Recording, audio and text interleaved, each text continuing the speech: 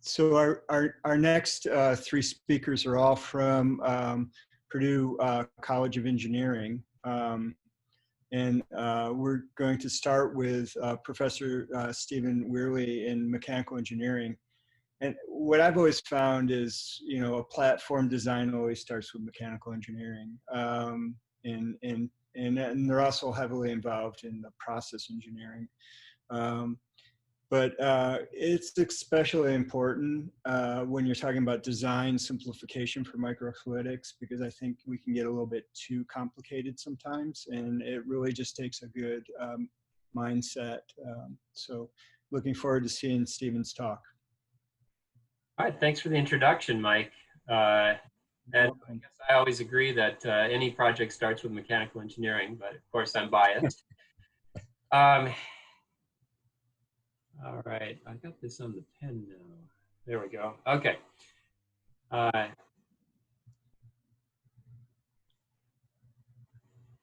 There we are. So people have been looking at flows moving for millennia, but not had the advanced tools to make anything quantitative. And in particular, I saw these notebooks when I was in Italy last year. And Da Vinci was looking at flow through heart valves, which was cool.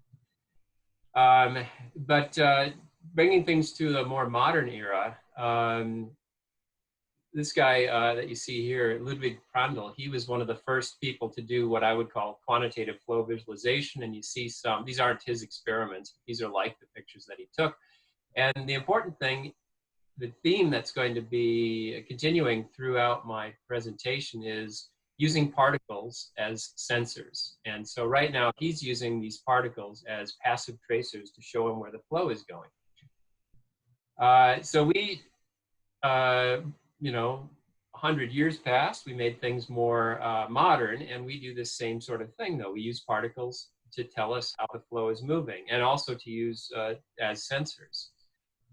And so here's a little schematic of a microscopic particle image velocimeter, in which we use a light source and we look into some microscopic device, and you see the little white dots. We track how particles move, take a bunch of pictures of those particles, and analyze their motion using some kind of advanced algorithm. And there's a whole family of those algorithms out there.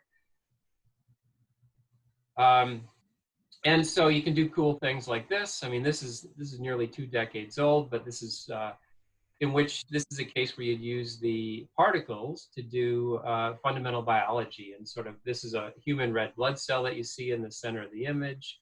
And we were measuring the flow around the red blood cell.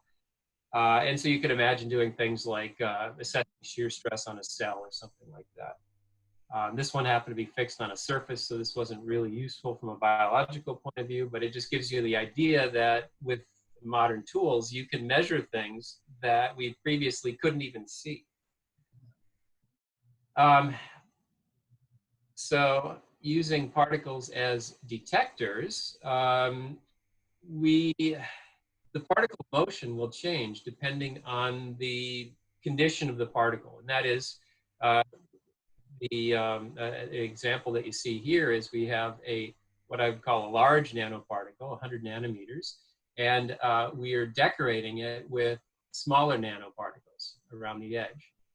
And you can see this is a scanning electron micrograph, which if you were doing biological samples, you couldn't do that with the biological samples, but you see the large nanoparticle in the center, and then you see decorating around the edge these smaller nanoparticles. So effectively, you're increasing the size of the particle.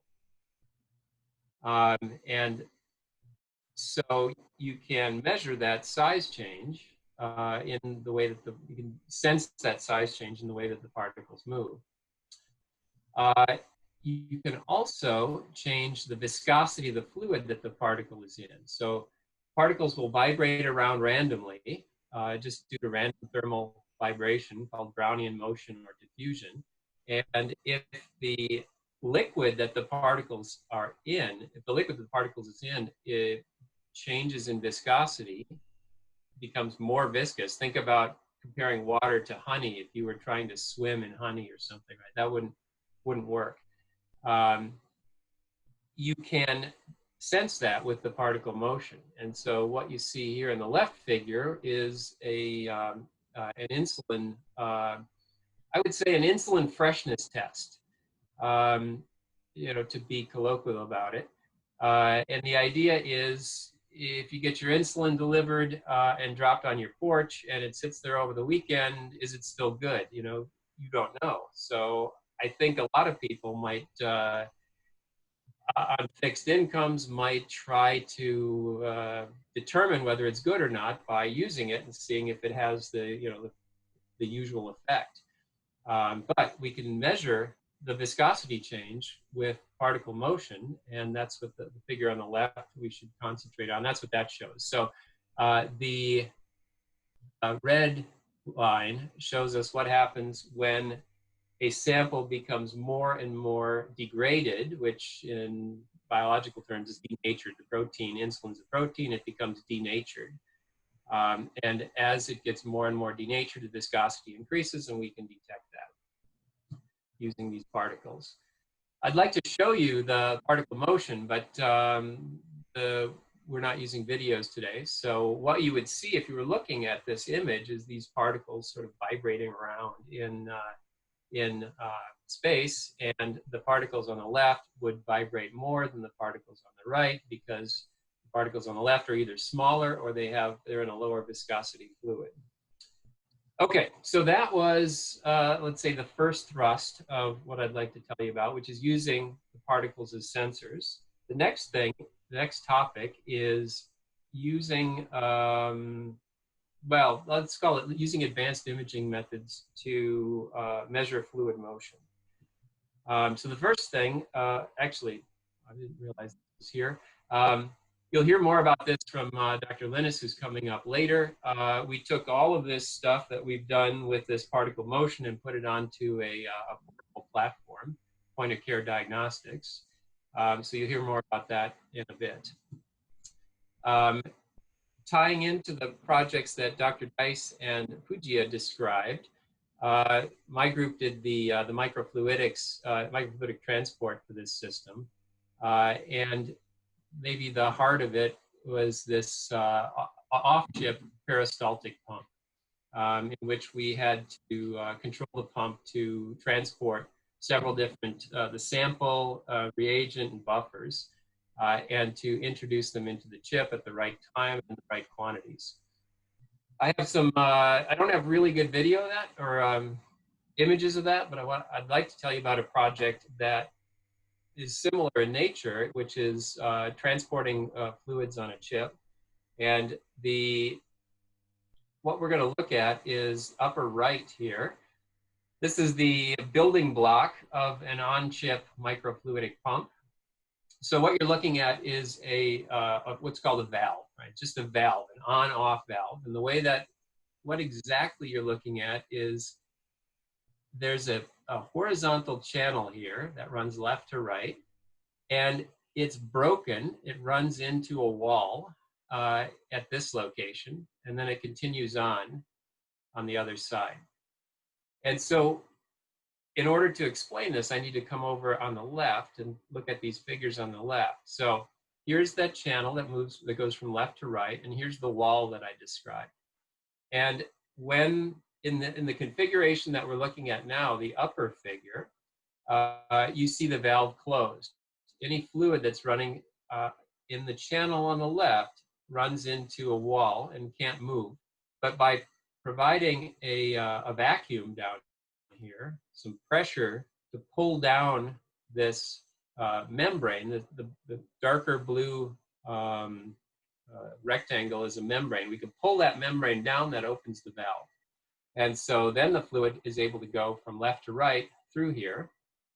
And so that's a valve, right? That's an important fluid device for, you can think about that as a traffic light. If we arrange 3 of these valves in succession, so now look lower right, if we arrange 3 of these valves in succession, then you can do on-chip peristaltic pumping.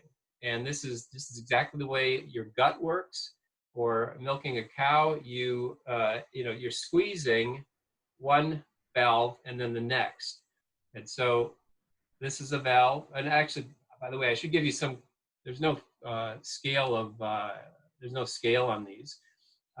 So this channel, this is the channel running left to right here. This channel is about 200 microns, which is about the size of two human hairs, vertically. And you see the left valve open and the right two valves closed. And then what we do is in progression, we close the left valve, let's say, and open the right valves. And we basically squeeze these in succession and pump the fluid. So we can adapt or combine three valves to form an on-chip peristaltic pump.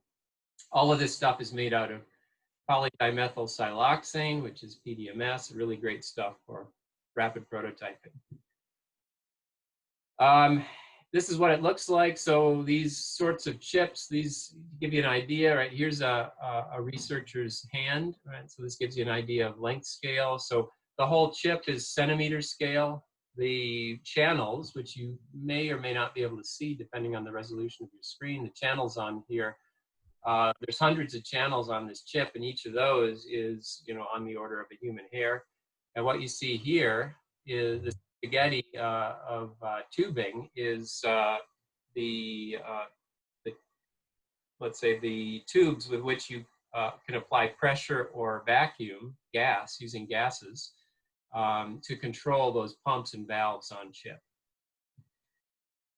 Okay, so one thing we can do when we're pumping fluids around is on chip is Dr. Dice described, and that is we can break up the flow into droplets. And so what you're looking at here is a T-junction, and the T-junction has a aqueous or water-based sample coming in the vertical direction, and then it has oil that's being pumped in the horizontal direction from left to right. And what happens automatically without me controlling it is the fluids break up into droplets, and very regular droplets. If the flow rates are constant, what happens is, let's say the vertical flow gets pinched off by the horizontal flow, and the oil forms a droplet, and then pressure is building up in the vertical channel, and eventually it pinches off the oil, and you get an aqueous droplet. You end up with a chain of droplets. And so that you can use each of those droplets then as a tiny, think about it as a tiny reaction well in a multi-well plate. And so what you're looking at here is creating hundreds or thousands, actually you don't see thousands, but what you're looking at here is many of those droplets. This is a serpentine channel, which you probably can't see. The problem with using PDMS is it's a bit like Wonder Woman's plane in that you can say, hey, we got some great stuff here, but the only way you can see it is by where the droplets follow, or the path the droplets follow. So anyhow, they weave back and forth and show us, you can imagine then if you could do a different reaction in each of these droplets. And so you could do on-chip chemistry this way. And the fact that if I keep them in channels like this, they all stay in order, which means I can keep track of how long the reaction has been proceeding in each of those droplets. To conclude, there may be one thing that's a problem in these sorts of devices is if I would like to do a reaction, let's say I want to combine this droplet with that droplet. The problem is they have oil in between them, and so I have to somehow get the oil out from in between, and that's what this shows. So over on the left here, you can see the way that you do that is you make a wide spot in the road. So if you think about the channel as a road, you think about making a wide spot in the road, then the oil can come out from in between two droplets. And again, this was also supposed to be a video, but what you'd see is a red droplet come into this wide spot, a blue droplet behind it catches up to the red droplet, and I think you can see this, is that the droplet is purple on the front end and blue on the back end because it has consumed the red droplet and has formed purple. So, basic color stuff that kids do. All right, so I think that's all I had to say today, and I'd be happy to take any questions. So I think, the speed of the prototype development was really fast in our collaboration. And I wondered what your viewpoint was on, what makes that go faster in terms of, what key user requirements are really necessary. Yeah, we've, I guess maybe it's, the answer to that question is maybe finding the right tool for the right job. And so we can, we've had projects where we've spent 2 years building a chip like this. And we've had projects where we've whacked one out in an afternoon. And it all depends on tolerances and, the money that's available and how close we are to market. Like for instance, with the project with you guys, the Sierra particles, we were, let's say, a lot further. We wanted to be a lot closer to market at the end of the project. Right. So we had to spend quite a bit more time working on the fluid handling system there. But sometimes, literally this will be an afternoon and we'll be able to, PDMS is great for pumping out devices in a hurry. Yeah. Well, thank you so much for your presentation.